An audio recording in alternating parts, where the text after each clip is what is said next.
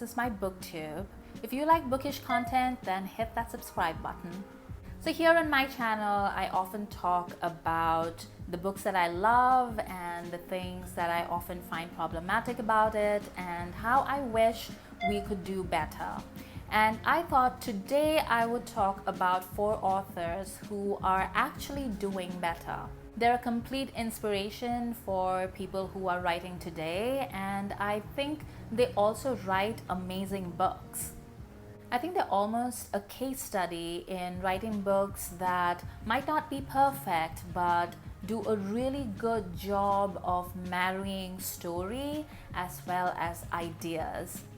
I chose these people because they are famous, so they're successful. So a lot of people talk about how if you write or try to incorporate progressive ideas into your work, then it will affect sales and you'll alienate parts of your audience. And I think the success that these women have experienced makes it clear that that's not true. Maybe you'll lose the racists, but who needs them? There's tons of non-racists who read books. These are also people who have thought and have deliberated in public about putting their money where their mouth is. And I think that's admirable, and I wanted to support that. And also, a couple of these people have been doing this from their first book out, which is also, I think, highly admirable, because you'll often find people saying, oh, fine, like if you want to do things that are supportive of diversity or supportive of women, then you should maybe wait until you're a couple of books old and you've built an audience for yourselves, and then maybe you can try and innovate. But these women have been doing things the way that they want to see them done from their first book onwards, and that's marvelous. So first up is KJ Charles, who is one of my favorite writers. I only discovered her fairly recently, but she has quickly moved up the ladder. And she writes MLM romances and historical ones at that. And she's really great at sort of navigating the social context that these men find themselves in, and women.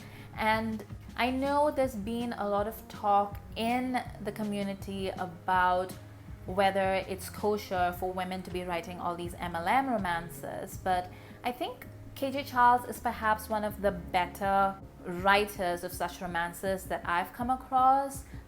If you're a gay man and you disagree, then please let me know. I'm always open for an education, and maybe I don't know enough about the matter. But Charles used to be an editor at Mills & Boon, which is affiliated to Harlequin in the United States. And she recently wrote a post on her blog, which I highly recommend you check out, and I'm going to link down below. And in it, she talks about what she calls the condom crinklers, which is, how in my tropes video I talked about how we need to see more safe sex, and I don't know why it all went away. Well, Charles actually talks about it. Apparently around the turn of this century, people started writing in to various publication houses and saying like there's too much emphasis on condoms and it sort of takes away from the pleasure of reading. And so romance publishers didn't want to completely jettison that part of it because, responsible writing, but also they needed to somehow find their way around that and navigate it so that the people who found condoms offensive or talk of condoms offensive could maintain their reading pleasure. And she uses that experience to jumpstart a discussion about consent in romance novels, and she gives these really great examples from her own work and how she navigates it. And it's a really good introduction to her work as well as her really amazing romance scenes and sex scenes. So you should check that out if that's something that interests you. I've spoken before about how Charles is one of my most reliable reviewers. Like, she'll read other people's work and she'll recommend things, and I have discovered so many amazing writers through her and through her Goodreads page. And I also really appreciate her talking about these things and about consent, because that is one of my greatest triggers. I need consent to be enthusiastic and verbal and often. She's also a really great resource for fellow writers because she talks about the different ways that she navigates consent in her novels. So that's a great read. Next up is Jackie Lau, who is an author whom I haven't read before. She's Asian and she writes Asian romances, and she had this Twitter thread the other day about abortion. Now, in most romances, when you are reading them, it doesn't matter if the woman wants to be child-free or if she didn't want to be pregnant in the first place. Usually when the female lead gets pregnant, she decides that she wants to keep the baby, which is fine. You know, that's where the choice and pro-choice comes in. There's a difference between having a baby that you want and you choose to keep and having a baby that you are forced to have.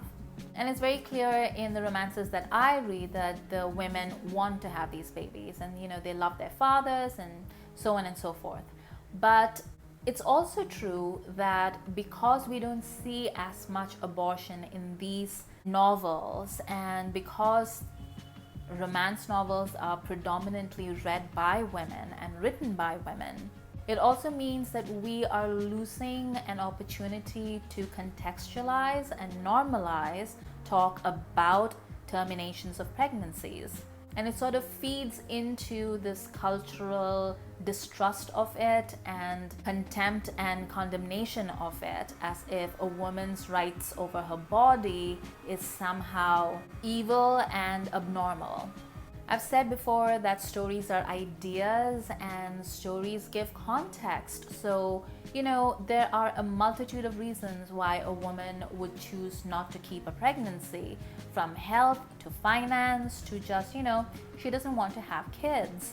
And these are conversations that I think are important for us to have, not just in the United States, but I think on a global basis. And Jackie Lau had a list of novels in which she was talking about these, and I immediately went out and bought one of her books because respect. A side benefit is that she writes amazing food scenes, so I also get to read about, you know, great food that I'm not eating. Next up is Alyssa Cole, whom you have probably heard a ton of other people discuss. Her books are extremely popular, and you have people on Bookstagram, on BookTube who love her novels and will recommend them, and they're absolutely right. Now, earlier this year, or maybe it was last year, what is time? I don't even know. But Alyssa sort of hit the headlines because she came to the defense of Courtney Milan and this whole unpleasant nastiness with the Romance Writers of America, which is an organization that was set up by an African American woman but is now in the crosshairs for their incredibly insensitive handling of racial issues and of diversity in general. Not to mention the outright targeting of writers who wish that RWA and Romancelandia as a whole would do better when it comes to diversity in romance novels. Alyssa writes about Black characters, mixed race characters. She writes about them in a historical context, and she writes about them in a modern context. And they are funny and sexy and completely different from your, 1980s historical romance, basically. And she brings a wealth of context that you might not have read before, you might not have thought before, and it's both comforting to read, but also eye-opening. I love her books. I would recommend her anytime. And she's a genuinely good writer. She's one of those very few romance novelists who gets reviewed by reviewers outside the ecosystem. In fact, that's how she first came to the attention of a lot of people, because the RWA actually ignored her book and like snubbed it in a year where even the New York Times was talking about how great her debut novel was, which is some serious bullshit. If you've never read an Alyssa Cole novel before, then I highly recommend you just search for her name in BookTube or on Bookstagram, and you will find a ton of recommendations. And last but definitely not the least is Helen Hoang, who absolutely burst onto the scene with her first book. Her debut novel was about a young Asian woman who was on the spectrum and trying to navigate interpersonal relationships and also struggling to understand intimacy. It was funny, it was heart-wrenching, it was cringe, it was all the feelings. The book was actually informed by Helen's own realization that she was on the spectrum, even though her family insisted for years that she wasn't. And it in many ways mirrors experiences that she had gone through in her own life. And it is such a work of personal experience as well as just affection. There's a reason why this book is hyped all across BookTube and Bookstagram, and why she built up an audience so quickly, because even if you're not on the spectrum, and even if you yourself can't completely identify with that character, you understand the feelings of that character. You understand where she's coming from. You understand it when she is sad about the things that she can't fix in her own life, and you see her struggle, because each of us might have different struggles, but we know the feeling of it. And that's what she does so well, you know. She manages to take somebody and remove their labels and out of their box, and she just humanizes them. And at the same time, she gives you a funny, sexy romance. It's great. So those are 4 of my favorite authors who are putting their money where their mouth is and who are doing something different and something innovative. And I wish I didn't have to say those things. You know, I didn't have to say, oh, it's so innovative that they're just writing about like normal people. But that's the world that we live in. And I just want to give them props for taking the steps that they have. And I would love to know if you have read these people, if you have authors of your own who are your favorites and who are doing similar work, or who are discussing all the different things that we could be doing better, because I am always looking for people who are doing good in the world while also writing things that make me happy. I feel like there's a lot of people out there who pour in a lot of energy into telling me and convincing me that that's not possible.